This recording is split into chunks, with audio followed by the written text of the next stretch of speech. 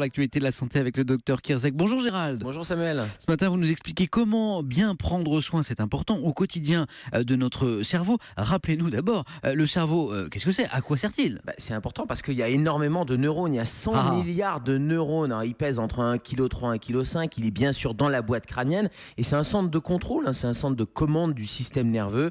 Il y a 2 hémisphères et il fait partie de l'encéphale. Alors, il y a le cerveau et ses 2 hémisphères.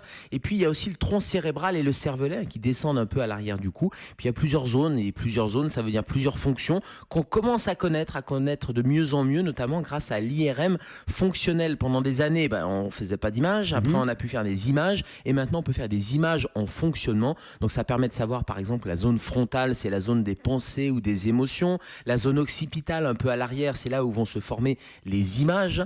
Et puis, la zone temporale, sur le côté, c'est la zone des interprétations, la zone qui va décrypter les sons également. Bref, à chaque zone du cerveau, une fonction particulière. Gérald, quelles sont les maladies principales du cerveau? Alors, elles ont longtemps été mystérieuses, j'allais dire même honteuses ou un peu mystiques. Alors, je pense en particulier à l'épilepsie, qui a été une maladie très souvent, on confondait l'épilepsie et la folie, alors que l'épilepsie, c'est un fonctionnement anormal électrique du cerveau. Il y a la maladie de Parkinson, bien sûr, qui est une dégénérescence d'une zone particulière du cerveau, une zone qui sécrète moins de dopamine. Et puis, il y a la sclérose en plaques, il y a les AVC, bien sûr, qui sont des maladies acquises. Le fait de boucher un vaisseau sanguin, par exemple, et de moins alimenter le cerveau, va provoquer une mort d'une zone cérébrale. Et puis, bien sûr, il y a la maladie d'Alzheimer et toutes les démences, toutes ces maladies neurodégénératives, c'est-à-dire de dégénérescence du cerveau. Alors Gérald, on fait beaucoup de recherches, on découvre de nouvelles techniques, mais soi-même, est-ce qu'on peut prendre soin de son cerveau? Oui, et c'est fondamental. C'est vrai qu'il y a beaucoup de progrès en imagerie, beaucoup de progrès thérapeutiques,